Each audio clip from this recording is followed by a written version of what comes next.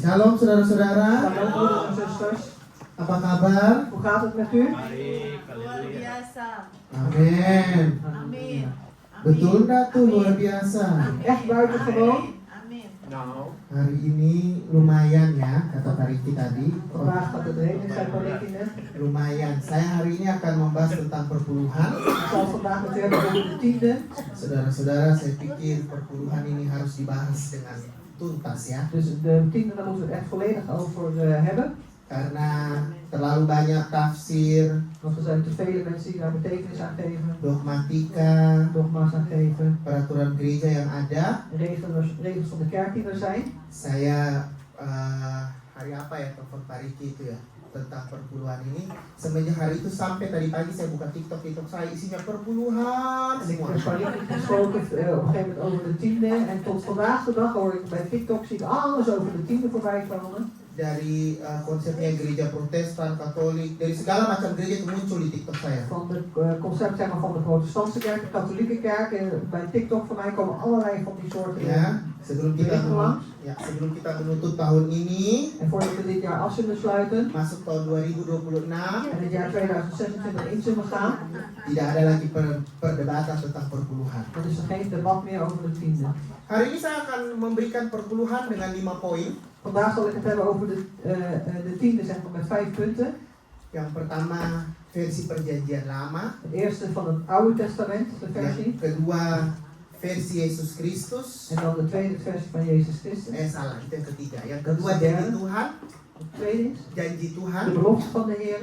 Ketiga Yesus Kristus. De derde is Jezus Christus. Keempat perjanjian baru. Het vierde is het Nieuwe Testament. Kelima sama now. En de vijfde is in deze tijd.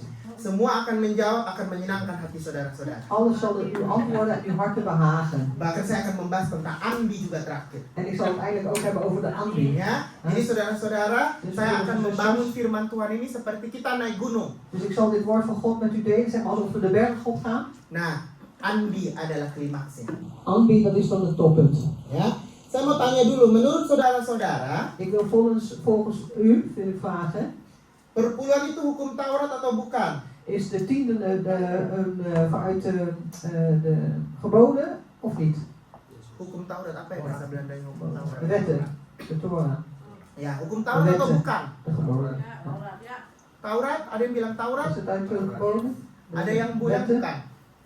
Oke, saudara-saudara, saya harap ini saudara-saudara bisa mencatat sebenarnya hari ini ya. En ik hoop eigenlijk dat u het vandaag kunt noteren. Saudara-saudara, saya itu kalau khotbah di sini, saya itu paling selalu terinspirasi oleh Tante Margriet. Want ik ben altijd geïnspireerd door Tante Margreet. Karena Tante Margriet itu selalu mencatat. Want Tante Margreet die maakt altijd aantekeningen. Karena kalau kita tidak mencatat, dengan khotbah sekarang besok udah lupa. Want als wij het niet noteren, zeg maar, als we vandaag de preek hebben gehoord, dan zijn we het morgen weer vergeten. Gak usah besok, nanti kita makan juga sudah lupa. We moeten niet eens hebben over morgen, maar als we straks gaan eten, bent u het al vergeten. Ya. Jadi ada yang bilang hukum Taurat, ada yang bilang bukan. Dus er zijn er die zeggen dat dit in de wetten beschreven is, en er zijn er ook zeggen die niet. Hari ini kita akan banyak buka ayat ya. We zullen veel versen openen vandaag. Yang pertama, dasar perpuluhan dalam perjanjian lama. Eerst de basis van de tiende in het Oude Testament. Menurut saudara-saudara, Volgens u, perpuluhan pertama kali muncul itu di mana? waar is voor het eerst gesproken over de tiende? Siapa tadi bilang? Abraham. Namanya sudah Abraham atau masih Abram? Is het nog Abraham toen die dat heette of Abram? Ya, kita buka di Kejadian 14 ayat 18 sampai 20. Dus we openen in Genesis 14, Vers 18 tot en met Ja. 20. vers 18 tot en met 20. Aku bisa baca bersama. Ja, ik zal het in het Nederlands lezen. Dus Genesis 14, vers 18 tot en met 20. Er staat boven Abrahams ontmoeting met Melchizedek. En Melchizedek, de koning van Salem, bracht brood en wijn. Hij nu was een priester van God, de Allerhoogste. En hij zegende hem en zeide: gezegend zij Abraham door God, de Allerhoogste, de schepper van hemel en aarde. En geprezen zij God, de Allerhoogste, die uw vijanden uit de macht heeft overgeleverd. En hij gaf hem van alles de tienden. Ya. Ya, jadi pertama kali konsep perpuluhan, persepuluhan itu sama ya. Dus de eerste concept van de tiende Ya, itu bahasa Indonesianya aja yang berbeda, perpuluhan dan persepuluhan. Itu muncul pertama kali itu di Alkitab di Melkisedek dan Abraham. Dus de eerste keer wat er over tiende is gesproken is de ontmoeting van Abraham en Melchizedek. Sehingga Abraham memberikan 1/10 dari semuanya kepada Melkisedek. Zodat Abraham de tiende van alles wat hij had, zeg maar, gaf aan Melchizedek. Nah, dalam ilmu tafsir Alkitab, Dus als je het uitlegt, zeg maar, volgens de Bijbel, ada yang mengatakan bahwa Melkisedek ini adalah suatu perumpamaan. dan zeggen ze ook dat Melchizedek is hier, zeg maar, een gelijkenis.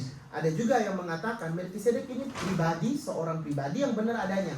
Dus, en er zijn ook mensen die zeggen Melchizedek is een persoon die er werkelijk is. Jadi konsep 1/10 atau perpuluhan ini pertama kali muncul itu pada Abraham. Dus de eerste keer dat over de tiende is gesproken, zeg maar, is gekomen toen er werd gesproken bij Abraham. Dengan kata lain, konsep perpuluhan muncul jauh sebelum adanya hukum Taurat. Dus betekent ook dat de tiende al is, tevoorschijn is gekomen, zeg maar, voordat de wetten er waren. Abraham melakukan ini En Abraham heeft dit gedaan. sebagai suatu respon atas berkat yang diberikan Melkisedek. Dus als een respons, zeg maar, van de zegen die Melchizedek had gegeven. Nah, ini bisa dilihat di ayat 19. Dat kun je lezen in vers 19. Diberkatilah kiranya Abraham oleh Allah yang Maha Tinggi, pencipta langit dan bumi. Dus gezegend zij Abraham door God de Allerhoogste, de schepper van hemel en aarde. Nah, sehingga kita bisa melihat bahwa konsep perpuluhan atau persepuluhan pertama kali Dus als we kijken naar de concept van de tiende, zeg maar, de eerste keer, adalah suatu respon Abraham dat is dus een respons, een reactie van Abraham terhadap berkat yang diberikan Allah kepadanya. tegenover de zegen, zeg maar, van, die God aan hem heeft gegeven. Nah, kemudian berikutnya kita buka di Kejadian 28 En het vervolg, dat openen we in Genesis 28, ayat 20 sampai 22. 28 vers 20 tot en met 22. Ya, Ja, die zal ik voorlezen. En Jacob deed een gelofte. Indien God met mij zal zijn en mij behoeden zal op deze weg die ik ga, zal ik hem geven brood om te eten en klederen om aan te trekken. En ik behoud dus mijn vaders huis wederkeer, dan zal de Heere mij tot een God zijn. En de steen die ik tot hem oprichte, steen gesteld heb, zal het huis Gods wezen. En van alles wat gij mij schenken zult, zal ik u stip de tiende geven. Ya. Yakub Dus Jacob memberikan 1/10 kepada Tuhan geeft zijn tiende aan de Heer. dengan konsep jika Allah menyertai aku. Dus met het concept van als de Heer met mij is. Dari yang tadi respon atas berkat, Waar eerst een respons werd gegeven over de zegen, Yakub merubahnya menjadi suatu nasar. heeft Jacob het eigenlijk veranderd in een gelofte. Dari respon menjadi nasar. Dus van een respons werd het een gelofte. Jika Allah menyertai dan melindungi aku. Dat als de Heer met mij is en mij beschermt. Jadi perpuluhan yang awalnya respon atas berkat, Dus de eerste tiende, zeg maar, was een respons op een zegen. berubah menjadi suatu komitmen yang dilakukan oleh Yakub. Dus werd dus veranderd in een commitment die Jacob had gegeven. Nah, jadi awalnya Dus in het begin pada Abraham, bij Abraham berikutnya pada Yakub. en de volgens bij Jacob. Jadi kita bisa lihat konsep awal perpuluhan bukanlah hukum Taurat. Dus we kunnen zien dat het eerste concept van de tiende, dat het niet vanuit de wetten kwam. Tapi setelah Yakub memiliki 12 anak, Maar daarna dat Jacob die 12 zonen heeft menjadi bangsa Israel, en het volk van Israël werd, akhirnya kita buka di kitab Imamat. uiteindelijk in het boek, wat is? Leviticus. Aduh, saya juga mesti mencari nih Ja, Imamat. Leviticus. Ya, Het derde boek. derde boek ya, betul. Saya sampai lupa deh Imamat. Imamat 27 ayat 30. Leviticus 27 en dan vers 30.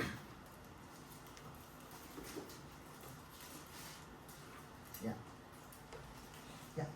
27 vers 30 zegt, ook is alle tiende van het land, van het zaad des lands, van de vrucht van het geboomte, van de Heere. Het is de Heere heilig. ya. Jadi di Imamat 27 ini perpuluhan berubah lagi. Dus in Leviticus 27 veranderen de tiende weer. Derajat perpuluhan dinaikkan.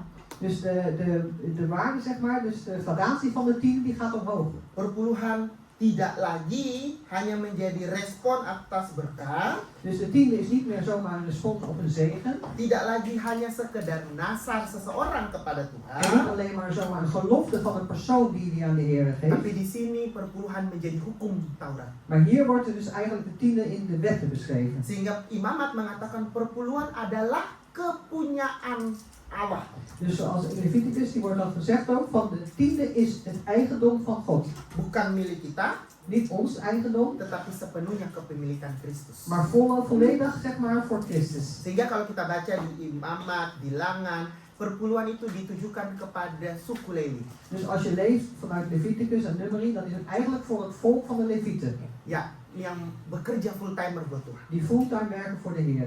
Oke, dasarnya sudah sampai mengerti di sini ya. Dus de basis begrijp je tot nu. Jadi respon atas berkat, Dus het is een respons, een reactie op een zegen. lalu berubah menjadi nasar, Het werd veranderd in een gelofte. lalu naik lagi menjadi kepunyaan Kristus. En daarna werd het dus veranderd in het eigendom eigenlijk van Christus. Ya, saudara-saudara, kita harus tahu dasarnya perpuluhan itu dulu. We moeten dus eerst die basis van die tiende kennen. Nah, setelah itu, En daarna bangsa Israel memberikan 1/10 perpuluhannya.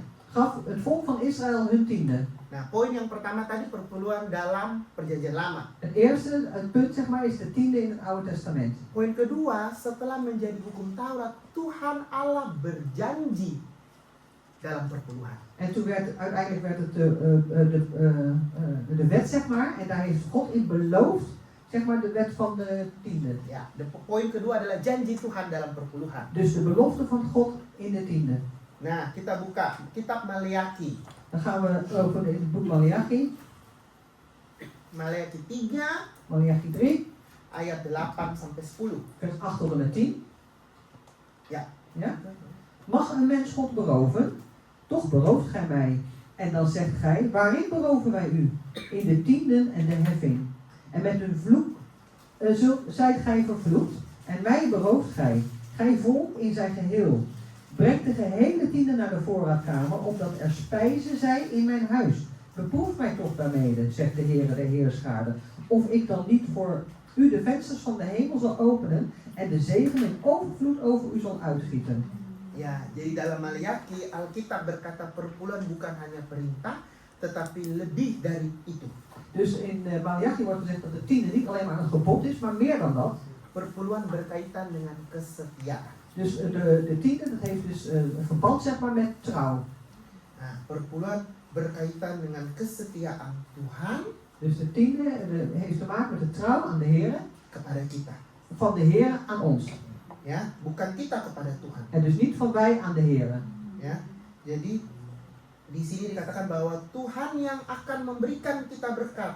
Dus hier wordt ook gezegd dat de Heer zal ons die zegen geven. Ya, di ayat 10 dikatakan dan ujilah aku firman Tuhan semesta alam. Want hier wordt in vers 10 wordt gezegd, beproef mij toch daarmee, zegt de Heere der Heerscharen. Makanya ada gereja-gereja yang menganggap kalau kita tidak memberikan perpuluhan, maka berkat Tuhan tidak turun. Dus dan zegt, er zijn er kerken die dit dus gebruiken, van als wij dus niet de tiende geven, zal de zegen van God niet nederdalen. Nah, setelah perpuluhan adalah kepemilikan Kristus, kita pun perlu menguji Tuhan. En als dus uiteindelijk de tiende het eigendom is van Christus, zeg maar, van God is, dan moeten we hem daar ook in toetsen. Nah, padahal kan ada lagunya, ujilah aku En daar Tuhan. wordt ook gezegd, beproef mij Heer. Nah, kalau yang itu kita yang diuji. Karena kali ini kita yang menguji Tuhan. En daarin worden wij dus beproefd. Nah, Tuhan sedang mengundang umatnya, yaitu kita untuk menguji kesetiaan Tuhan. Dus de Heer God heeft ons zeg maar uitgedaagd om hem te beproeven als we trouw zijn. Nah, saudara, jadi lihat ya, ke atas respon berkat, Dus, lalu berubah menjadi nazar, dus het is de respons van een zegen en daarna werd het een gelofte. lalu berubah lagi menjadi kesetiaan, En toen werd het veranderd in trouw. kepemilikan Kristus lalu menjadi kesetiaan. Dus het eigendom van Christus en dan ook de trouw. Nah, dikatakan di ayat 10, bawalah seluruh persepuluhan ke dalam rumah perbendaharaan. Daar wordt dus in vers 10 gezegd, breng de gehele tiende naar de voorraadkamer. Saat itu rumah perbendaharaan adalah bait Allah. En de voorraadkamer was op dat moment de tempel van God. Saat ini adalah gereja. En nu is dat de kerk. Nah, yang mau protes sabar. Dus degene die wil protesteren, geduldig. Ada di ayat kelima ya. Untuk dalam poin ini rumah perbendaharaan adalah gereja. Dus in deze vers is het huis zeg maar, van de voorraadkamer is de kerk. Kita harus mengerti dulu konsepnya ini dulu. We moeten eerst dit concept kennen. Ya, berarti dalam dua poin ini Tuhan sedang mengatakan bahwa persepuluhan menurut Maliaki harus dibawa ke rumah Tuhan. Dus hier wordt ook gezegd, zeg maar in dit punt, van dat de hele tiende, in via Malachi wordt het gezegd, de hele tiende moet gebracht worden naar de voorraadkamer, dus naar de kerk. Ya, rumah perbendaharaan ya. Kita tidak mengatakan betul-betul, tapi rumah perbendaharaan. Dus de voorraadkamer, dus ja, zeg maar daar waar de financiën zitten. Nah, di sini kita melihat bahwa tujuan persepuluhan berfungsi untuk menopang suku Lewi. Dus hier wordt ook laten zien, zeg maar, dat de tiende wordt gegeven om op te vangen, zeg maar, het volk van Levi. Yang saat itu full-time melayani Tuhan. Die op dat moment dus de Heer volledig dienen, fulltime. Nah, berarti perjanjian lama, Betekent zo'n Oud Testament, perpuluhan berarti adalah suatu kewajiban yang harus dilakukan dat de tiende, zeg maar, een plicht is die je moet doen oleh bangsa Israel. door het volk van Israël. Ya, oke, mengerti saudara-saudara? Amin. Begrijp je dat tot nu toe? Amen. Wah, saudara mukanya semua tegang ya. Je bent allemaal een beetje streng, zeg maar, een beetje gespannen. Yang ketiga, Het derde punt. cepat toh, Snel menjelaskan toch? perpuluhan toh, tidak Over de ribet kan? tiende, dat is niet zo veel. Ketiga, perpuluhan versi Yesus Kristus. Dus de versie van de Heer Jezus Christus. Menurut saudara-saudara, pernah nggak Yesus membahas tentang perpuluhan? Dus volgens u heeft de Heer Jezus het ooit over de tiende gehad? Pernah? Ooit gehad over de tiende? Pernah? Pernah? Pernah. Ja. Matius 23 kita buka. Matthäus 23. Matius 23 Matthäus 23, ayat 23. vers 23. Ya. Wee u schriftgeleerden en fariseeën, gij huichelaars, want gij geeft de tienden van de munt, de dille en de komijn, en gij hebt het gewichtigste van de wet verwaarloosd, het oordeel en de barmhartigheid en de trouw. Di sini kita melihat bahwa Yesus tidak menolak perpuluhan, Hier zien we dat Jezus de tiende niet afwijst, tetapi Yesus menegur sikap hati. maar hij vermaant eigenlijk de hartsgesteldheid, dus de houding van het hart. Sikap hati ahli-ahli Taurat. Dus de hartsgesteldheid zeg maar, van de schriftgeleerden. Perpuluhan tetap baik, tetapi kita tidak boleh kehilangan keadilan. Dus de tiende is goed, maar we mogen niet de rechtvaardigheid kwijtraken. Karena ahli-ahli Taurat dan orang-orang Farisi itu memberikan persepuluhan, Want de schriftgeleerden en de fariseeërs die gaven hun tiende, tapi dikatakan yang satu harus dilakukan dan yang lain jangan diabaikan. maar hier wordt gezegd dat je het ene wel moet doen, maar het andere moet je niet verloren laten gaan, dus niet laten gaan. Saudara-saudara, kalau kita di Matius, ahli-ahli Farisi ini memberikan persepuluhan, Dus als we kijken hier in Matthäus, de fariseeërs die gaven ook hun tiende, tapi mereka melakukan korupsi dalam gereja. maar ze waren corrupt zeg maar in de kerk. Jadi sehingga Yesus tidak pernah menolak perpuluhan, Zodat Jezus nooit de tiende heeft afgewezen, tapi Yesus mengomentari sikap hati kita dalam memberikan perpuluhan. maar hij gaf dus commentaar zeg maar, op je hartsgesteldheid zeg maar, op het moment dat je tiende geeft. Hari ini En vandaag banyak orang itu kehilangan inti dari perpuluhan, zijn heel veel mensen eigenlijk de feitelijke betekenis van de tiende kwijt. sehingga perpuluhan hanya menjadi rutinitas. Zodat de tiende gewoon een routine is. Sehingga Yesus mengatakan yang satu harus dilakukan tanpa mengabaikan yang lain. Dus waarin de Heer Jezus zegt, het enige moet je doen, eerst moet je doen, zeg maar, zonder de rest te verwaarlozen. Nah, saya mau tanya nih En dan saudara-saudara. wil ik u vragen, Di poin pertama, Abram memberikan persepuluhan kepada imam Allah yaitu Melkisedek. dus in eerste instantie gaf Abraham de tiende aan de priester van God, dus Melchizedek. Melkisedek adalah imam besar. Melchizedek is een hoge priester. Hari ini imam kita siapa? En wie is vandaag onze priester? Tuhan Yesus. Berarti kita harus memberikan perpuluhan ke? De Heer Jezus. Dus dat betekent dat wij onze tiende geven aan de Heer Jezus. Ya. Jadi saudara-saudara, Yesus Kristus adalah imam kita sehingga kita harus memberikan perpuluhan kepada Tuhan. Dus Jezus is onze priester, zeg maar, zodat we onze tienden geven aan hem. Nah, yang tadi dalam perjanjian lama, Maar itu eerst, sudah punya kelasnya, sudah naik kelas. dus in het Oude Testament, zeg maar, waren we op een gegeven moment een klas omhoog. Nah, Yesus pun sudah bilang bahwa Yesus pun tidak menolak perpuluhan, En Jezus zegt dus ook, hij wijst het niet af, zeg maar, de tiende. tetapi sekarang sikap hati yang Tuhan permasalahkan. Maar nu waar de Heer zeg maar, wel een probleem van maakt, zeg maar, is de hartsgesteldheid. Dus Nah, kita buka di Markus 12. dan gaan we openen in Markus 12.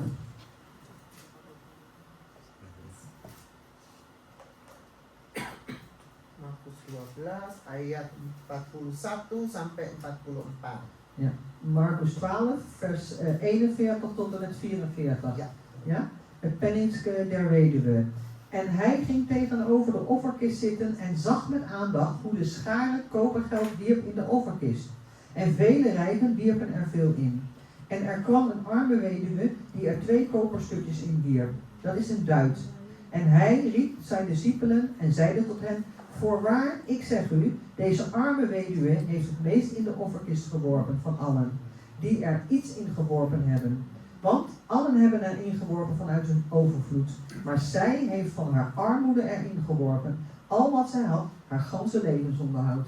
Nah, ini menarik nih janda miskin. En dit is dus een aantrekkelijk stukje, zeg maar, over de arme weduwe. Jumlah bukan lagi menjadi masalah. Dus de hoeveelheid, dat is geen probleem meer. Karena janda miskin memberi bukan dari kelimpahannya, tetapi memberi dari kekurangannya. Want de arme weduwe heeft niet gegeven van dat wat zij, zeg maar, in overvloed had, maar dat wat ze tekort kwam. Hari ini kita sering sekali memberi dari kelimpahan kita. En vandaag is het zo dat wij vaak geven vanuit onze overvloed. Kenapa saya Waarom? katakan dari kelimpahan? Karena misalnya gaji kita 1000, Waarom? Want ik zeg bijvoorbeeld, is je salaris 1000 yang kita kasih berapa? en wat geven we dan? 100. 100. Berarti dari kelimpahan, Betekent van onze overvloed. belum dari kekurangan kita. En dat is nog niet vanuit wat we tekort hebben. Kitab Markus maksudnya sedang memberitakan kepada kita bahwa jumlah bukan lagi menjadi masalah. Dus het boek, zeg maar, in Marcus waarin geschreven staat, dat is eigenlijk, dan wordt gesproken over dat de hoeveelheid is geen probleem meer. Gaji Anda 2000 belum tentu harus Anda kasih 2000.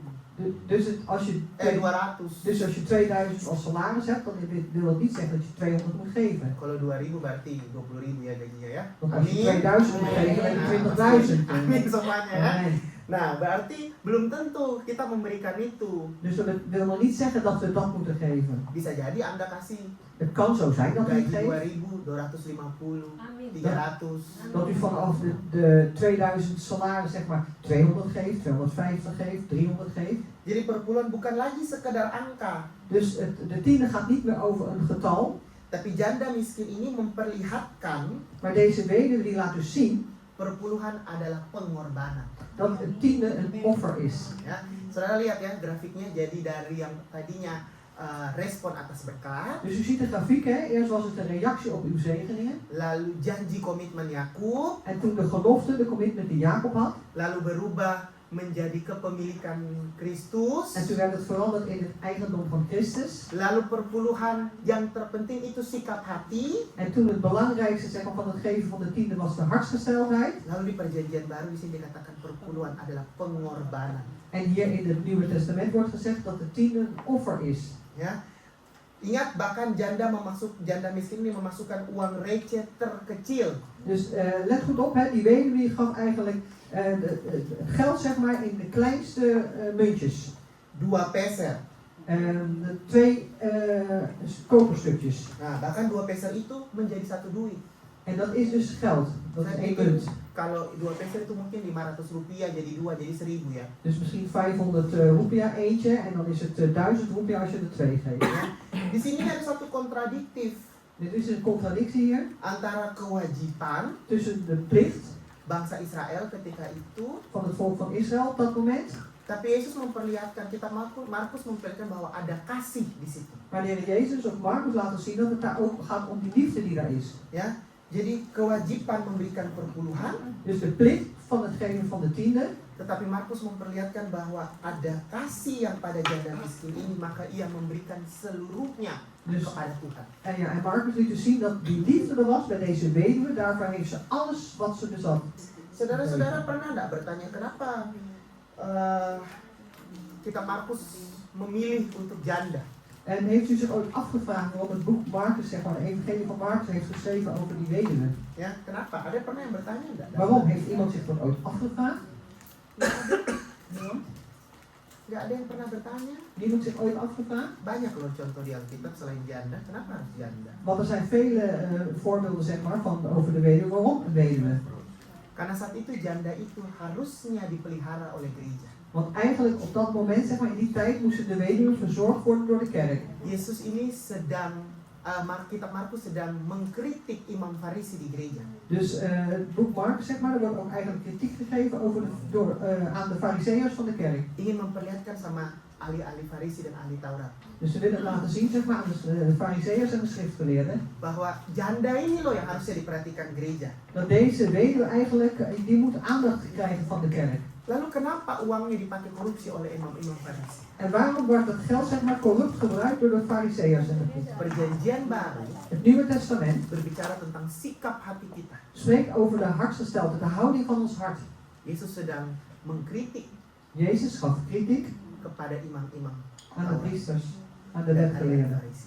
En de wetgeleerden en de fariseërs. Ya, jadi jumlah bukan menjadi masalah, Dus het bedrag, zeg maar, het aantal, dat maakt niet meer uit. tapi yang menjadi masalah adalah sikap hati kita. Maar waar het wel om gaat, is de hartsgesteldheid, onze houding van ons hart. Jangan sampai kita memberikan perpuluhan dengan menggerutu. Laten we niet zo zijn dat we onze tiende geven, zeg maar, mopperend.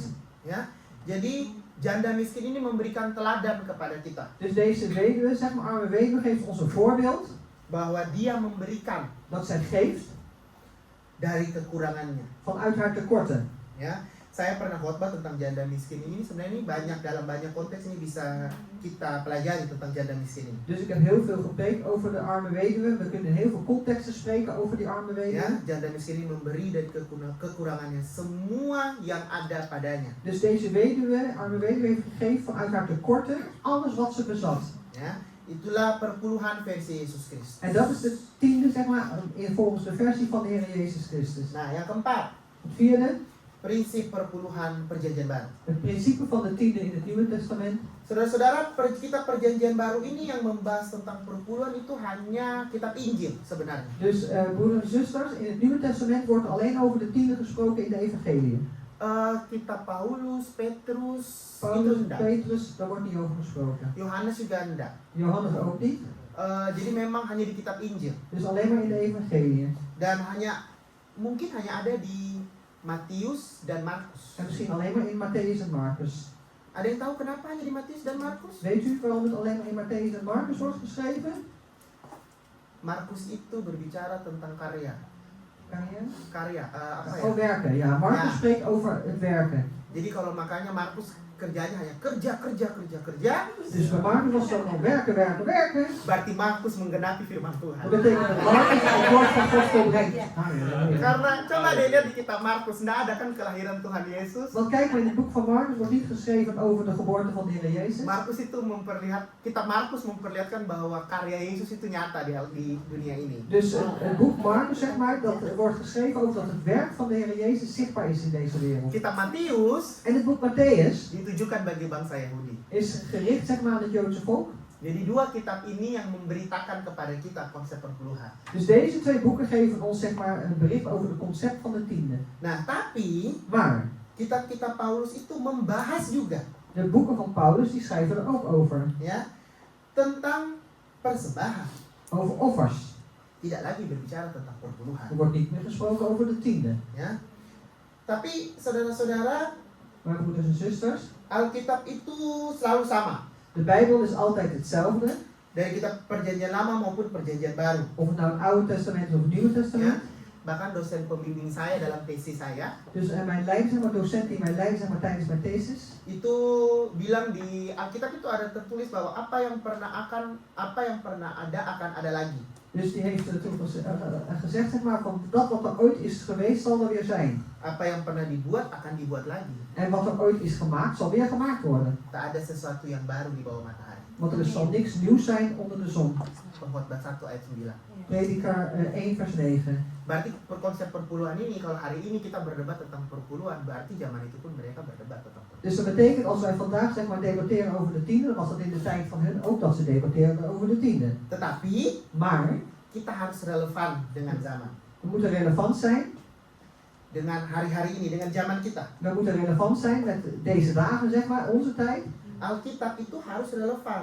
De Bijbel moet relevant zijn. Walaupun banyak orang Ondanks dat er vele mensen yang zijn tidak suka kalau saya bicara begini. die daar niet van houden als ik dit zeg. Konsep perpuluhan menjadi konsep memberi. Dus het concept van de tiende, dat is het concept van geven. Kita buka di 2 Korintus 9 ayat 6 sampai 7. En 2 Korintiërs 9, Ya. vers 6 en 7. 9. 2 Korintiërs 9, vers 6 en 7. Ja. Ja? Bedenk dit, wie karig zaait, zal ook karig oosten. En wie mildelijk zaait, zal ook mildelijk oogsten. En ieder doet naarmate hij zich in zijn hart heeft voorgenomen. Niet met tegenzin of gedwongen, want God heeft de blijmoedige gever lief. Nah, ini ayat favorit saya. Dit is mijn favoriete vers. Hoe meer je geeft, hoe meer je krijgt. Amen. Hoe meer je geeft, hoe meer je krijgt. Ini saya paling suka ini ya. Wie houdt daarvan? Tapi Maar, menurut kerelaan hatinya. volgens de bereidwilligheid, zeg maar, dus naarmate je in je hart hebt voorgenomen. Jadi saudara-saudara, Dus, broeders en kalau zusters, Anda datang ke gereja, als u naar de kerk komt lalu Anda memberi dengan paksaan, en u geeft gedwongen, berarti Anda sedang tidak memberi. dat betekent dat u eigenlijk niet geeft. Ya, itu bukan memberi namanya. Dat is niet geven. Itu namanya rutinitas dalam memberikan uang. Dat betekent routine in het geven van geld. Ya, jadi saudara-saudara, Dus, broeders en zusters, semakin banyak kita berdoa, maka semakin banyak juga kita diberi oleh Tuhan. dus hoe meer wij bidden, hoe meer ons gegeven is door de Heer. Kita nggak pernah berdoa, Als we nooit bidden, ada berkat itu, dus dan zal ook wel zegen zijn, tapi dia limited, beperkt. maar beperkt, Tapi kan gelimiteerd. kita sukanya on beperkt eten, toh? Maar wij houden toch van onbeperkt eten, Nah, itu kan harus berdoanya on beperkt. dus we moeten onbeperkt bidden. Amin. Amen. Ya, jadi konsep perpuluhan tidak lagi menjadi hanya perpuluhan, Dus tetapi lebih daripada itu. Dus het concept van de tiende is niet alleen maar het geven van die tiende, maar meer dan dat. Konsep itu lebih kepada memberi. Dus het concept is meer gericht op het geven. Ya, saudara-saudara, kita itu harus bersyukur hidup di Belanda Dus sebenarnya. broeders en zusters, we moeten eigenlijk dankbaar zijn dat we hier in Nederland leven. Karena persembahan itu kotaknya di depan. Want het offers, zeg maar, de boxen staan voorin. Coba di Indonesia, Nou, stel je voor in Indonesië, udah gerejanya kecil, diedarin lagi. dus een kleine kerk is het al, dan komen ze nog langs. Kalau gerejanya besar, Als het een grote kerk is, dia kasih dari ujung sana, gitu, doorgeven belakang, doorgeven dus dan wordt belakang. het aan die kant gegeven en dan moet je het allemaal geven en dan gaat het weer terug tot wel achterin. Tidak terlalu kelihatan Het is niet zo zichtbaar kalau kita tidak memberikan persembahan. als wij onze tiende, of als we onze offers niet geven. Tapi kalau gerejanya kecil dikit, wah kelihatan saudara. Maar als de kerk bijvoorbeeld klein is, dan is het zichtbaar. Ya, tapi yang kita harus sadari Maar waar we ons van bewust moeten zijn, bahwa janda miskin yang tadi, dat die arme weduwe van daarnet, dia memberi dari kekurangannya. die gaf van haar tekorten. Saudara, kalau saudara beri ya 50 euro, uang kita nggak habis lah ya. Dus broeders en zusters, als u 50 euro geeft, dan is uw geld niet op, hè? Ya, pasti toh. Nggak mungkin. Saya tidak percaya ada di Belanda ini yang tidak bisa hidup sama sekali lah. Dus ik geloof niet dat hier in Nederland iemand is die niet kan leven tot nu toe. Karena setidak-tidak punya uang kita pasti dapat tuslah toh dari Want op zijn minst, als je niet genoeg geld hebt, krijg je toeslag. UWV ya namanya ya, apalah itu toh. UWV, belasting, Ja. overal vandaan. Jadi, saudara-saudara, Korintus atau Paulus mengatakan kepada kita Dus broeders en zusters, Korintus of Paulus zegt tegen ons, bahwa yang penting itu kerelaan hati kita. het belangrijkste is zeg maar de bereidwilligheid in je hart. Bahkan konteksnya memberi dengan sukacita membawa berkat. En ook in de context van als je geeft in blijdschap, dan zal het een zegen voortbrengen. Ya, saudara-saudara, pernah nggak saudara harus ngasih uang atau harus apa ya? Misalnya kita harus belasting betalen lah. Dus broeders en zusters, stel je voor je moet belasting betalen. Bagaimana rasanya memberi dengan bersungut-sungut? Hoe is het dan om te geven als je dat moppelend doet? Gak enak toh. Dat is niet leuk. Saudara saya itu punya, papa mama saya kebetulan punya rumah karena kita sudah tinggal 20 tahun di rumah itu. Dus broeders en zusters, mijn papa en mama die hebben een huis, zeg maar, omdat we al 20 jaar daar wonen. Kita itu huurhuis, Het is een huurhuis, bukan koophuis. geen koopwoning. Enaknya adalah Het fijne daarvan is, kalau ada yang rusak, als er iets kapot is, kita bisa telepon ke Oh. makelaar. we hoeven alleen maar te bellen naar de makelaar. Nah, beberapa waktu lalu kejadiannya itu di kamar mandi wastafel saya. Dus een tijdje geleden was dat een probleem, zeg maar, in de badkamer voor mij, de wastafel. Pagi-pagi tuh mama saya buka, memang dia udah lek. Dus hij lekte inderdaad al, mijn moeder heeft dat geopend. Tiba-tiba keluar airnya semuanya. En toen kwam al het water eruit, Ya, tapi kita nggak perlu bayar. maar we hoeven niet te betalen. Kita sisa telepon makelaar, We hoeven alleen maar de makelaar te bellen. tukangnya datang, Dan komt degene die dat moet, in orde moet maken, die komt er Tukangnya weer binnen. bilang. En hij zegt, oh ya ini rusaknya karena sudah 20 tahun tidak pernah diganti. Oh ja, deze is kapot omdat hij al 20 jaar oud is, nooit vervangen. Gratis. Gratis. Coba kalau koophuis, Stel je voor als het een koophuis is, bayar. dan moet je ervoor betalen. Pasti bersungut-sungut. Dan mopper je zeker, Karena udah simpan uang mau vakansi, omdat je al geld gespaard hebt voor de vakantie, malah maar harus bayar itu. en dan moet je dat betalen. Apalagi kalau verwarming yang rusak. Wat nog wanneer als de verwarming kapot is. Musim-musim dingin begini di koophuis. En als het nu al zo koud is, zeg maar, je hebt een koophuis. Ya, jadi itulah tadi kita memberinya itu En dat is dus wat ik net bedoelde, hè, dat het geven wat wij doen, met blijdschap dengan sukacita. met blijdschap doen. Ya, itu yang di Perjanjian Baru. Dat is het Nieuwe Testament. Nah, konteksnya tetap harus memberikan perpuluhan ya. Dus het context is dat u nog steeds die tiende moet geven. Ya, tetap memberikan perpuluhan. Dus u moet de tiende blijven geven. Nah, cepat juga ya sudah 15:05. Tadi semalam saya latihan menyampaikannya kok lebih lama ya daripada ini. Gisteren, het is al bijna 2:05, zeg maar gisteren heb ik nog langer over gedaan. Ja. Als ik het ging proberen om het door te geven. Poin yang terakhir, Het laatste punt. kita sudah belajar konsepnya di Perjanjian Lama, janji Tuhan, Perjanjian Baru, We hebben het al in Yesus Kristus. het Oude Testament geleerd, zeg maar, concept in het Nieuwe van de Christus. Ya, aplikasinya buat gereja hari ini. En nou de applicatie voor de kerk van deze dag. Saudara-saudara, di poin terakhir ini saya itu merenung. Dus broeders en zusters, in deze laatste punt zal ik over denken. Saya beberapa minggu lalu mengikuti ya, mengamati tentang Andi yang dilakukan itu. Dus een aantal weken geleden heb ik meegeluisterd zeg maar, naar over hoe het met de Andi is. Saya pulang itu saya merenung. En toen ben ik naar huis gegaan en toen heb ik het nog even overdacht. Saya itu sampai Tuhan ini gimana ya? En toen dacht ik, ja Heer, hoe dan hè? Oke, kita hidup di negara yang bebas. We leven nou eenmaal in een vrij land. Kita mendapatkan banyak keuntungan. We krijgen veel voordeeltjes. Dalam perenungan saya, Maar in het overdenken wat ik heb gedaan, saya itu mendapatkan suatu inspirasi heb ik inspiratie gekregen. bahwa kita ini orang Kristen butuh yang namanya hikmah. Dat wij als christen ook die wijsheid nodig hebben.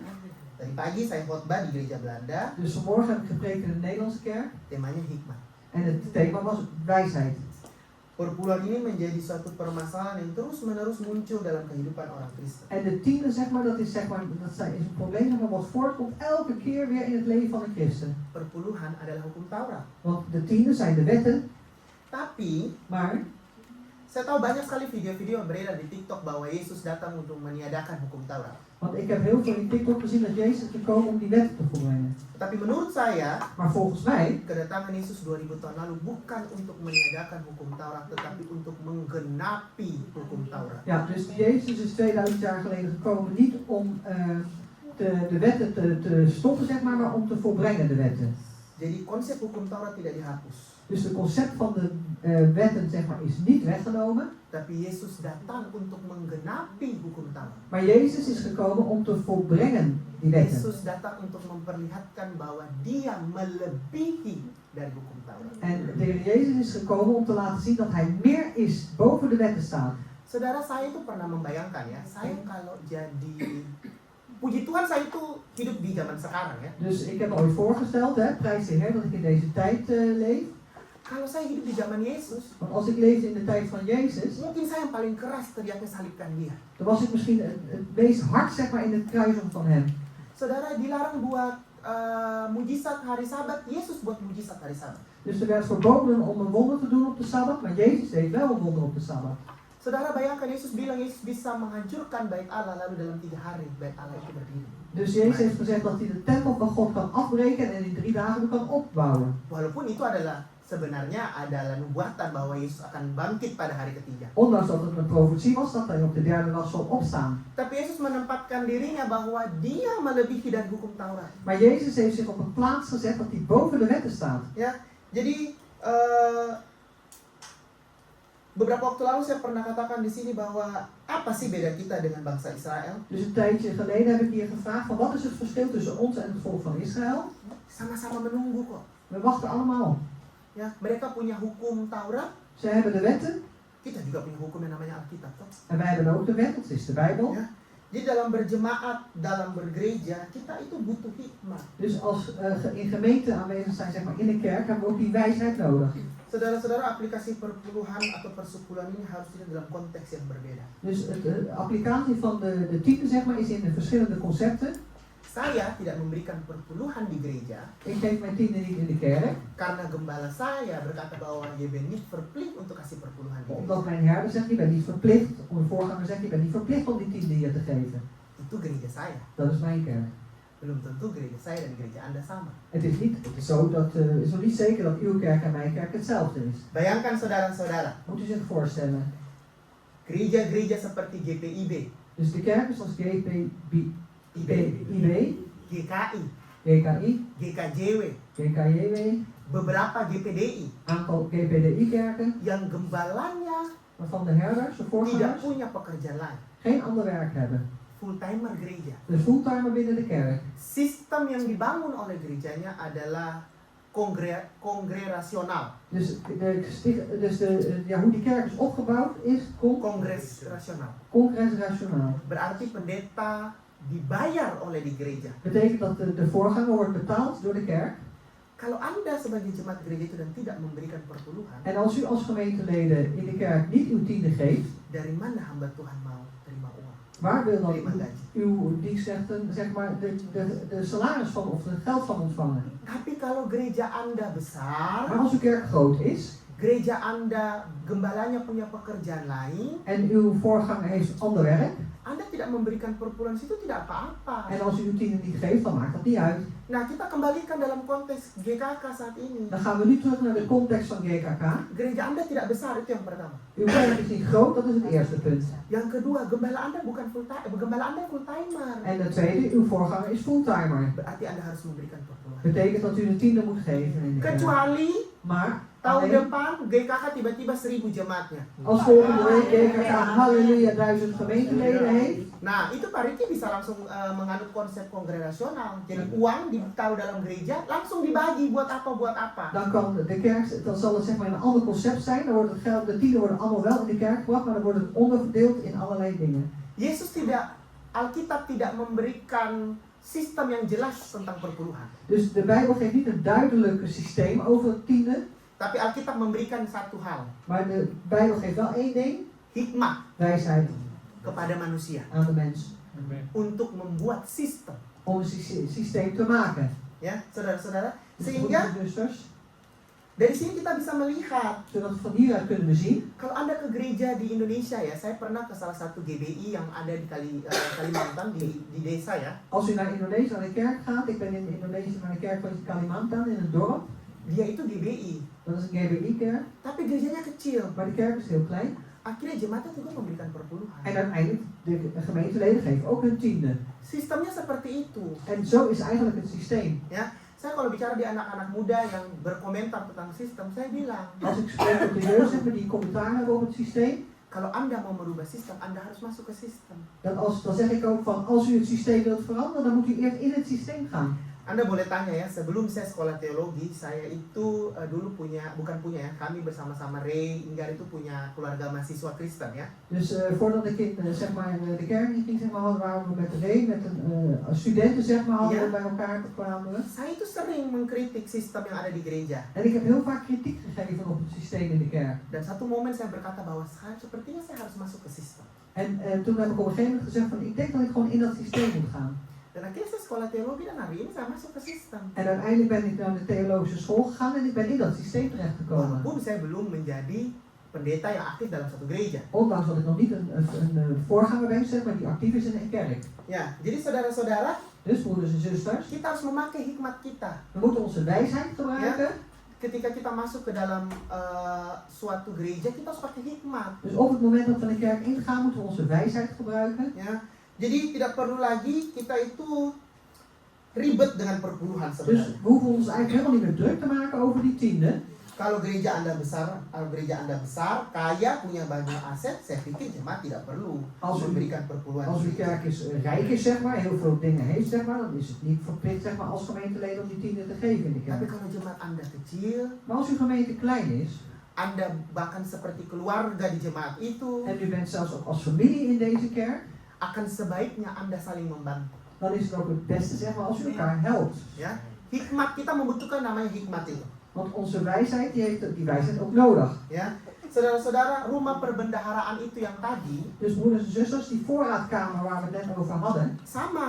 dat is hetzelfde. Kalau gereja Anda kecil, rumah perbendaharaannya belum banyak, ya berikan di situ. Dus als uw kerk klein is en de voorraadkamer is ook klein, dan geef het dan ook daar. Tapi kalau rumah perbendaharaan Anda sudah cukup, Maar als uw voorraadkamer binnen de gemeente al voldoende is, masih banyak rumah perbendaharaan lain yang membutuhkan. dan zijn er nog andere voorraadkamers die nodig hebben. Ya, saudara-saudara, kita harus eerlijk zijn lah sama Yes. diri kita. Broeders en zusters, we moeten eerlijk zijn. Kita harus fair. We moeten eerlijk zijn. Kita ini tinggal di Belanda ya, We wonen in Nederland, jadi kita harus menghargai dus we moeten respecteren kemerdekaan yang sudah ada dalam hidup kita. de vrijheid die we hebben in ons leven. Tapi Paulus bilang, Maar Paulus zegt, jangan menggunakan kemerdekaanmu sehingga kamu jatuh dalam dosa. dus gebruik die vrijheid van u niet zodat u in zonde valt. Nah, yang terakhir nih, En het laatste, saya ingin mengingatkan saudara-saudara. ik wil u eraan herinneren, Ini saya perlu ingatkan, ini tidak ada pesan dari Pak Riki, dus dit wil ik u aan herinneren, het is geen boodschap tidak ada van pesan dari Pariki, gembala Anda sama sekali. niet van uw voorganger, helemaal niet.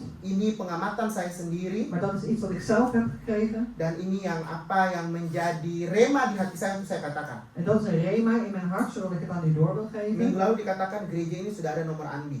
Dus vorige keer is gezegd ook dat deze kerk heeft van een ANBI-nummer. Kita bisa melakukan aftrek belasting. Wij kunnen het aftrekken van de belasting. Tapi jangan lupa, Maar vergeet niet, janda yang miskin memberi dengan kerelaan hatinya. dus de arme weduwe heeft met een bereidwillig hart gegeven. Ketika saudara-saudara mau aftrekbar belasting, Dus op het moment dat u dat aftrekbaar wil maken van de belasting, boleh, dat mag, tapi untuk perpuluhan saja. maar alleen van de tiende. Persembahan mingguan De offers van de zondag itu adalah bentuk kerelaan hati kita memberi kepada Tuhan. is eigenlijk die bereidwilligheid die u in uw hart heeft om te geven aan de Heer. Karena kalau semua Anda minta dari belasting kembali, Want als u alles terugvraagt van de belasting, saya mempertanyakan di mana kerelaan hati kita untuk memberi persembahan. dan vraag ik me eigenlijk af, waar is die bereidwilligheid in uw hart om te geven aan de Heer? Karena konsep dari ANBI itu seperti ini. Want het concept van ANBI is als volgt. Hoe meer je geeft, Hoe meer je geeft, hoe meer je krijgt. hoe meer je krijgt. Maar hoe meer je verdient, Maar hoe meer je verdient, hoe minder je geeft. hoe minder je geeft. Krijgt. Krijgt. Oh. Jadi saudara-saudara, kalau gaji Anda 20.000, Dus als uw salaris 20.000 is, walaupun amin ya, amen, Sini.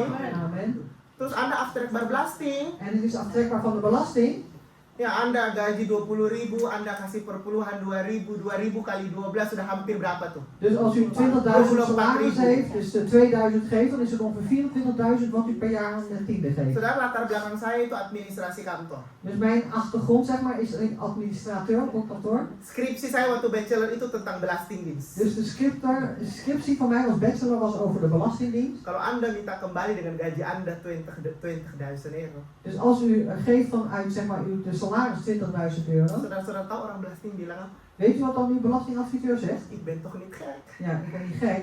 Saudara nggak akan dapat apa-apa. Heeft u, sorry? Nggak akan dapat apa-apa. Dan zult u niks krijgen. Ya, jadi saudara-saudara, Dus broeders en zusters, perpuluhan, tiende, persembahan offers, harus penuh dengan kerelaan hati. moet met een bereidwillig hart zijn. Ya, Amen.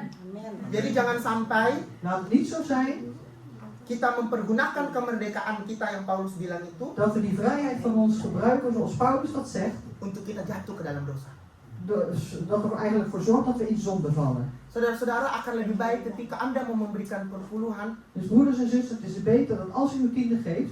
Saya ini besar di gereja, saya dari sekolah minggu, besar itu di gereja, punya latar belakang Pentakosta. Dus ik ben opgegroeid in de kerk vanaf de zondagschool met de achtergrond, zeg maar, van de Pinkster. Tetapi ketika saya remaja, gereja itu pindah sinode menjadi karismatik. Dus op het moment dat ik tiener was, gingen we naar een andere kerk. Dat was een charismatische kerk, de synode was anders. Ya, saya itu terbiasa dari kecil Ik was dus gewend vanaf kleins af aan, ketika mau memberikan persembahan, dat op het moment dat ik offers wil geven, kita tuh tumpang tangan di atas persembahan itu, di atas amplop itu. dat we onze handen op die envelop legden. Nah, hari ini Maar vandaag, kalau saudara-saudara mau kasih perpuluhan, als u tiende geeft, kan pasti kasihnya lewat bank rekening toh. dan geeft u het zeker via de bankrekening. Ah, tumpang tangan itu bank rekening. Dan legt u uw hand op die bankrekening. Ya, tak ya Tuhan, Tuhan ini saya harus kasih berapa? En vraag dan aan de Heer, Heer, hoeveel moet ik geven? Setelah itu bersyukurlah dengan apa yang Engkau kasih, En daarna moet je dankbaar zijn met dat wat je geeft, supaya penuh dengan kerelaan. zodat het met een bereidwillig hart is.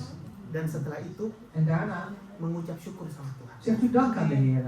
Untuk apa? Waarom? Agar uang yang kalian kasih Zodat het geld dat u heeft gegeven, itu bisa memberkati dat het een zegen mag zijn. dan bisa menjadi berkat di rumah perbendaharaan. En ook een zegen mag zijn in de voorraadkamer. Saudara-saudara, saya rasa yang paling penting dalam kehidupan kita adalah hikmat ya. Dus het belangrijkste, broeders en zusters, denk ik dat het is in ons leven, dat is die wijsheid. Dalam semua hal, bukan cuma dalam perpuluhan. In alle dingen, niet alleen maar in de tiende. Saya beberapa waktu ini karena saya kerjanya hampir tiap hari, Dus de afgelopen tijd, ik werk bijna elke dag, kita butuh hikmat. dan hebben we die wijsheid nodig. Apalagi kalau kita sudah capek. Wat nog te meer als we moe zijn. Untuk bicara perpuluhan ini kita butuh hikmat. Om te spreken over tiende, daar heb je ook wijsheid voor nodig. Hikmat untuk kapan mulut kita harus bicara, Dus de wijsheid moet je hebben van wanneer moet onze mond wat uitspreken.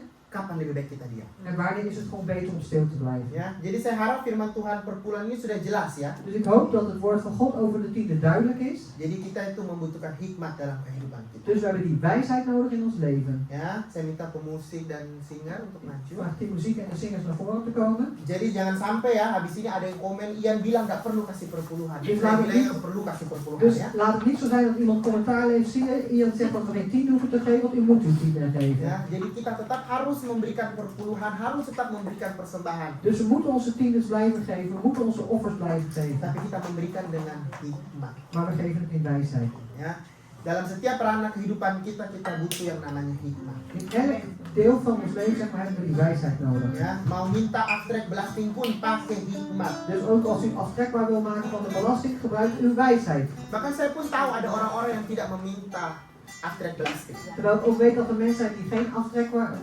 vragen van de belasting. Saya ketika menyiapkan khotbah ini, saya itu nelpon dua pendeta di Belanda Dus toen ik deze preek voorbereidde, heb ik 2 voorgangers in Nederland contact opgenomen. untuk konsultasi tentang khotbah ini. Over consultatie over deze preek. Saya juga menelpon dua pendeta di Indonesia Ik heb ook 2 voorgangers in Indonesië gebeld. dan saya bertanya sama mama saya En ik heb gevraagd aan mijn moeder.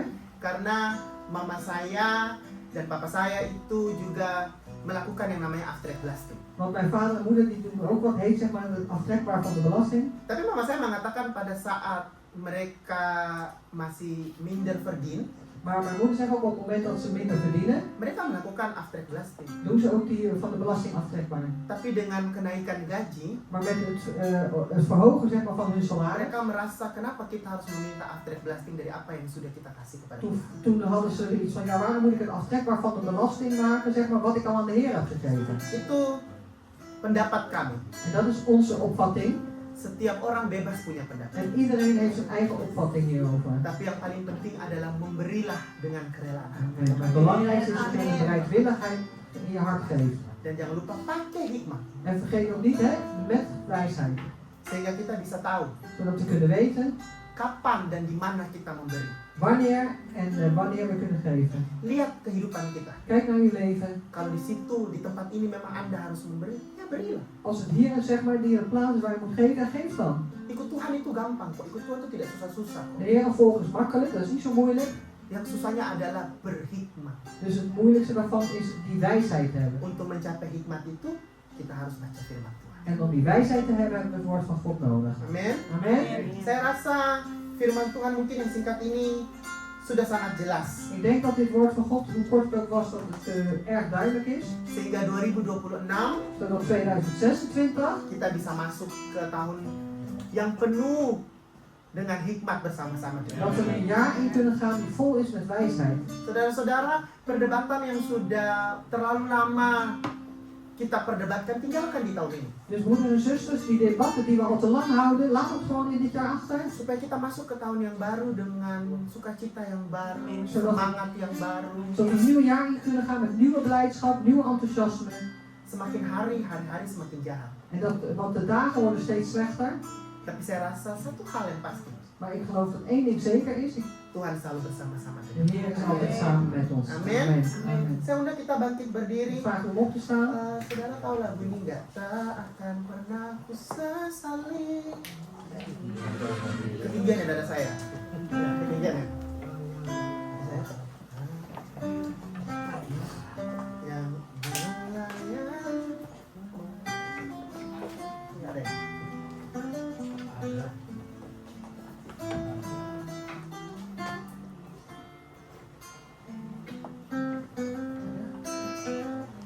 Ya, yang kita angkat lagi, kita akan pernah sesali. Terima kasih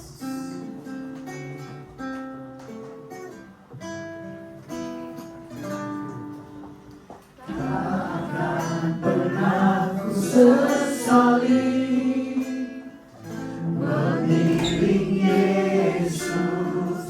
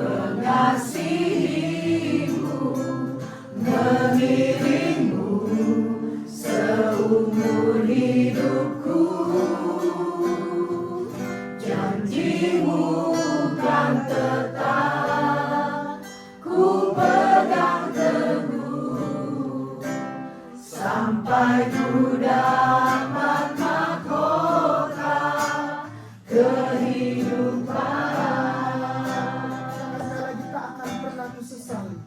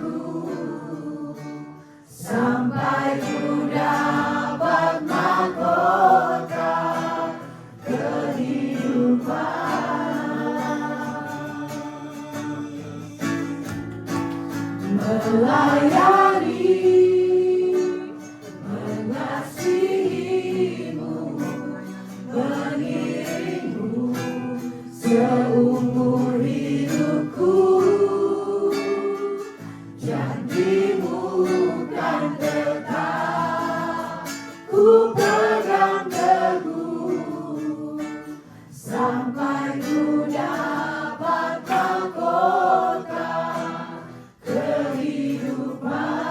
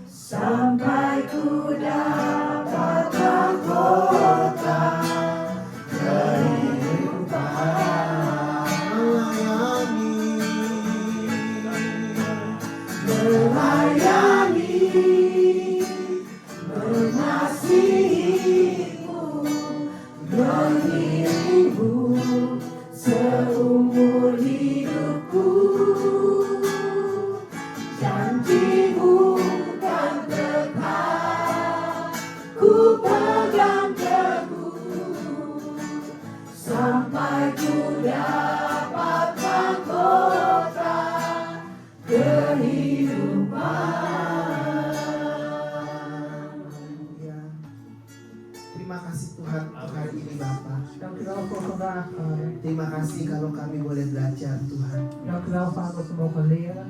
bahwa kami harus memberi dengan kerelaan hati kami. Dat we moeten geven met een bereidwillig hart.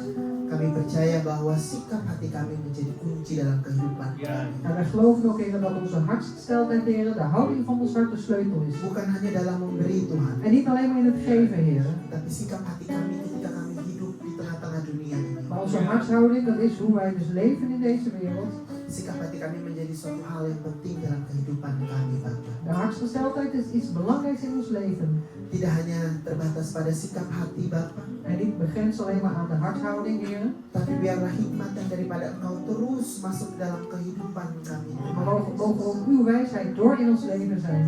Kami mau terus berhikmat, Bapa. Wij willen die wijsheid blijven houden, Kami Heer. mau terus mengejar hikmat itu dalam kehidupan kami, Wij willen Tuhan. najagen, Heer, die wijsheid in ons leven. Tuhan, saat ini, Bapa, En Heer, op dit moment, Vader, biarlah setiap firman yang sudah ditabur en mogen elk woord wat is gezaaid, bisa bertumbuh dalam kehidupan kami. mag dat groeien, Heer, in ons leven. Tidak hanya bertumbuh, tetapi berbuah. En niet alleen maar groeien, maar ook vrucht dragen. Tidak berhenti pada berbuah, Tuhan. En niet alleen maar stoppen ook, Heer, bij het vrucht Tapi buah dragen, yang dihasilkan, Bapa, maar dat de vruchten die voortgebracht worden, dapat dinikmati oleh diri kami sendiri, dat wij er zelf van mogen genieten, tapi juga dinikmati oleh orang-orang sekitar maar kami. ook dat de mensen om ons heen daarvan mogen genieten. Tuhan, kami tahu 2 minggu lagi kami akan masuk di tahun yang baru. En Heer, we weten, over 2 weken zullen we een nieuw jaar ingaan. Kami percaya Tuhan dalam hari-hari yang akan datang, En wij geloven ook, Heer, in de dagen die zullen komen, biar Engkau terus berjalan bersama-sama dengan kami. dat u door zult wandelen samen met ons. Roh-Mu yang terus mengikuti kami, Tuhan. Uw geest zal ons altijd volgen, Heer. Dimanapun kami berada, Bapa. Waar we ook zijn, Vader. Dalam situasi apapun dalam kehidupan kami. In welke situatie ook in ons leven. Engkau yang tahu, Engkau yang menyertai kami. U weet het, Heer, en u bent met ons. Terima kasih, Bapa. Dank u wel, Vader. Saat ini aku berdoa, Tuhan, En op dit moment bid ik, Heer, untuk gereja Kasih Kristus, voor Jezus Kasih Christus. untuk Gembala Pariki beserta istri, Bapa. Voor de voorganger van Pariki samen met zijn vrouw. Biarlah Engkau yang memberikan hikmat kepada Pariki. En Heer, dat u ook wijsheid aan Pariki mag schenken. Engkau yang memberikan kekuatan kepada Pariki. En dat u Pariki ook kracht mag geven. Engkau yang menopang kakinya dalam menjalankan tugas panggilannya. En dat u hem draagt, Heer, in het doen van zijn taak. Kami percaya, Bapa, En wat wij geloven, Vader, Engkau yang terus turun tangan atas kehidupan Pariki. dat u door uw handen zal laten nederdalen in het leven van Pariki. Biarlah pelayanan Pariki menjadi berkat bagi banyak. Zodat de bediening van Pariki ook een zegen mag zijn. Bersama-sama dengan Pariki, En samen met Pariki aku juga mau berdoa untuk setiap diaken wil ik ook bidden voor de diakenen, beserta istri, samen met de vrouwen lalu juga pengurus gereja ini, en ook het bestuur van deze kerk. agar ada terjadi kesatuan hati, Bapa. Zodat er een eenheid in het hart zal zijn, Vader. Agar mereka bisa bekerja Zodat ze mogen werken untuk kemuliaan nama. tot verheerlijking van uw naam. Tidak lupa juga Maar Tuhan, we vergeten ook niet, Heer, aku berdoa untuk setiap jemaat yang datang, om te bidden voor ieder gemeentelid die hier maupun gekomen jemaat is. yang mengikuti secara online. En ook voor de gemeenteleden die online meedoen. Berkati setiap jemaat dimanapun mereka berada. En zegen elk gemeentelid waar ze ook mogen zijn. Biarlah hati yang mau memberi itu turun atas mereka. En mogen een hart, Heer, wat wil geven, over hen mogen nederdalen. Berikanlah kelemah lembutan, Bapa, Geef hen die zachtmoedigheid, Heer. agar kami bersama-sama, Zodat wij gezamenlijk, gembala, dus de voorganger, diaken, de diakenen, pengurus, bestuur maupun jemaat en ook de gemeenteleden, bisa melayani Engkau, u Tuhan. mogen dienen, Heer. Menyongsong kedatangan-Mu kembali dalam kehidupan ini, Bapa. Verwelkomen, Heer, in uw wederkomst, Heer, op deze aarde. Dan kami tahu, Tuhan, En we weten, Heer, bahwa kami melayani Engkau, dat als wij u dienen, mengiring Engkau seumur hidup kami, u Tuhan. volgen, Heer, ons hele leven lang. Janji-Mu tetap kami pegang teguh. Dat uw beloften, Heer, die we stevig vast blijven Kami mau houden. memegang iman kami, Tuhan. En we willen ons vaststaan op ons geloof. Kami mau berjuang atas iman kami En we willen strijden in het geloof. sampai garis akhir, Bapa. Tot de eindstreep, Sampai Heer. kami mendapatkan mahkota kehidupan. Zodat we de kroon des levens ontvangen. Haleluya. Halleluja. Kami mengucap syukur, Bapa. Wij zeggen u dank, Vader. Layani, mengasihimu, mengiringmu seumur hidupku. Janjimu kan tegak, ku pegang teguh.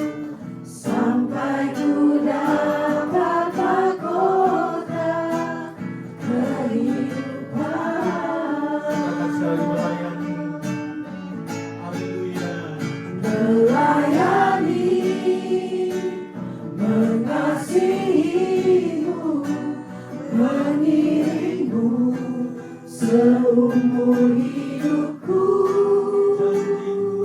Janjimu kan tetap ku pegang teguh sampai ku dapat mahkota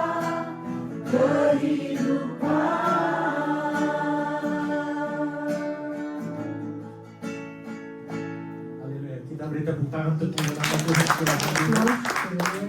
Puji Tuhan. Saya percaya kita dapat berkat dari firman Tuhan ini. En ik geloof dat we de zegen hebben ontvangen van het Halleluja. woord. Halleluja. Puji Tuhan. Prijs de Heer. Jadi tidak perlu lagi tadi diingatkan, tidak perlu lagi diperdebatkan. Dus nogmaals, we hoeven er niet over te debatteren meer. Apalagi nanti masuk tahun depan. Want nog wanneer we straks een nieuw jaar ingaan, Kalau ada orang-orang baru als er nieuwe mensen yang zijn datang yang belum tahu, dijelaskan aja apa yang tadi sudah dijelaskan. en u weet nog niet waar het over gaat, leg het dan uit zoals zo net is uitgelegd. Jadi jangan sampai salah menjelaskannya. Dus leg het niet verkeerd uit. Dari semuanya itu, Dus vanuit het alles, saya cuma ada dua hal yang juga ingin saya sampaikan. er zijn er alleen maar twee dingen die ik wil Saya doorgeven. aminkan apa yang tadi sudah disampaikan oleh saudara Ian. Ik zeg de amen op wat Ian ook net heeft doorgegeven. Yang pertama adalah sikap hati kita. Het eerste is de hartsgesteldheid, dus de houding. Dat is het belangrijkste. Tadi dalam doanya bukan hanya soal memberi, En in zijn gebed heeft hij net ook gezegd, gaat tapi niet alleen dalam om memilih geven, Tuhan, maar in het volgen van de dalam Heer. melayani Tuhan. In het dienen van de Heer zelfs ook. Bagaimana sikap hati kita? Dus hoe is de hartshouding van ons? Karena yang kita kejar saat ini adalah mahkota kehidupan itu. Want wat wij najagen, dat is die kroon des levens. Nah itu dia, jadi berjuang sampai pada akhir. Dus je strijdt zeg maar tot de eindstreep. Jadi yang kedua adalah hikmat. Tweede is die wijsheid. Dalam memberi kita perlu hikmat, dalam melayani pun kita perlu hikmat. In het geven hebben we wijsheid nodig, in het dienen hebben we wijsheid Bahkan dalam nodig. bergaul pun kita perlu hikmat. En zelfs in de omgang hebben we ook wijsheid Jadi nodig. apapun juga yang kita lakukan, Dus wat we ook doen, yaitu sikap hati kita, dat is onze hartshouding, yaitu artinya juga motivasi kita, betekent ook onze eigen motivatie. dan hikmat yang juga Tuhan berikan pada kita. En ook die wijsheid die de Heer ons Jadi geeft. biarlah tahun depan kita rubah mindset kita ya. En mogen we vervolgens ook onze mindset Jadi veranderen. bilang saling mendukung, membantu, saling En menolong. elkaar steunen, elkaar helpen en elkaar dragen. Puji Tuhan, terima kasih Prijs saudara de Ian. Heer. Dankjewel Ian. Puji Tuhan, Prijs de Heer.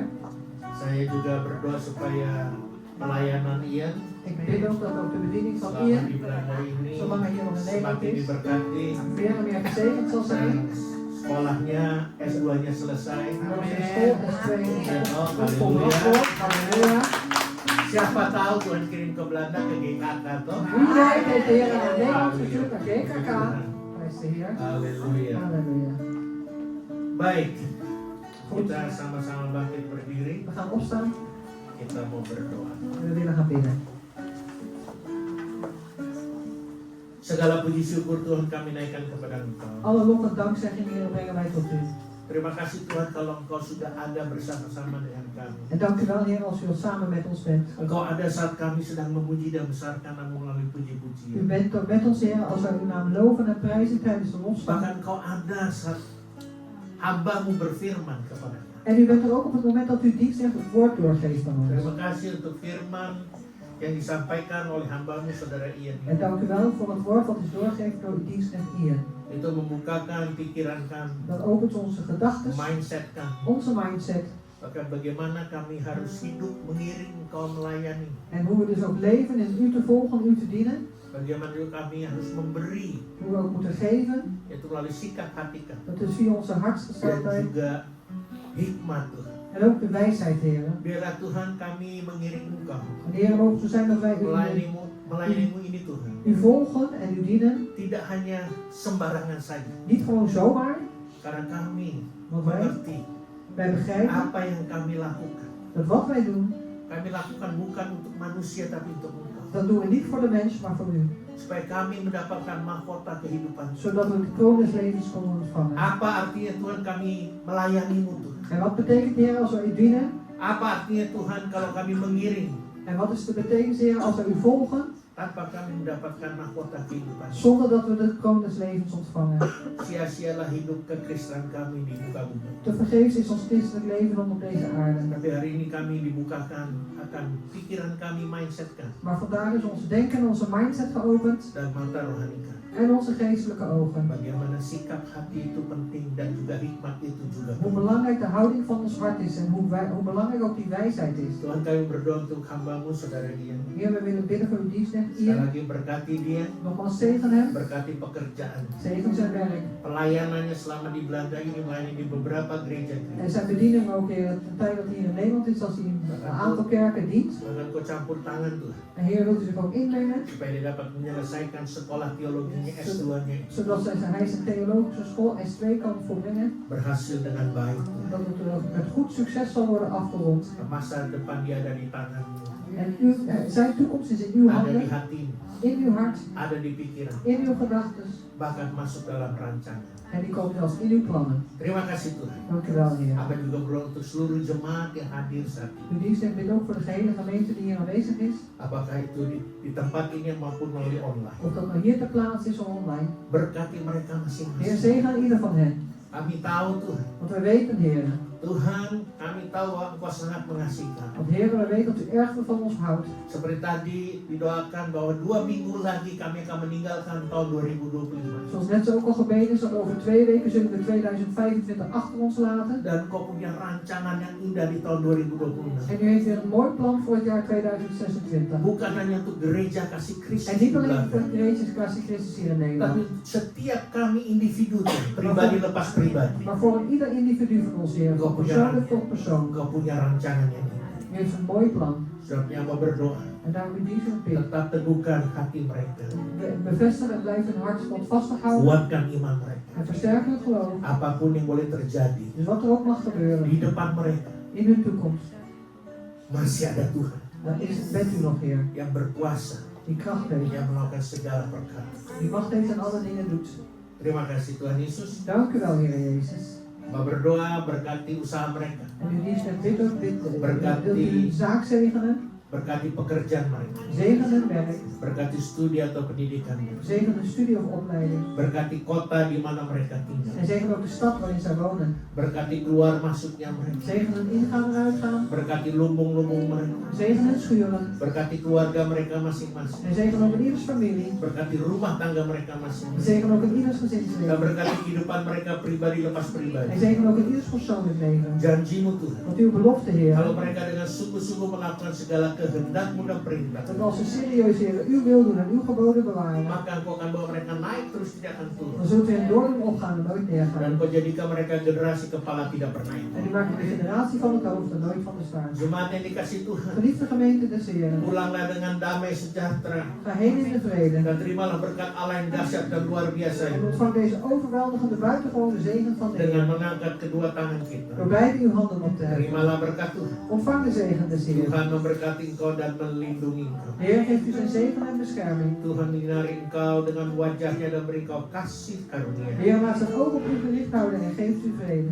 Tuhan menghadapkan wajahnya kepadamu dan beri engkau damai En de sejahtera. Heer laat zijn oog op u gericht houden en geeft u vrede. Melalui anaknya Yesus Kristus. Door zijn Zoon Jezus Christus. Dan kepenuhan daripada Roh Kudus. De volheid van de Heilige Geest. Dan kita sebagai umat pilihan Tuhan En als uitverkoren volk van de Heer. menantikan kedatangan Tuhan kita Yesus Kristus di atas awan-awan Wachten op de wederkomst van onze Heer Jezus Christus op de wolken. untuk menjemputnya, Om ons op te halen. bahkan memerintah bersama-sama dengan En zelfs samen met hem te regeren. Maranatha. Maranatha. Halleluja. Halleluja. Amin. Amin. Tuhan memberkati. God zegen. Oh, praise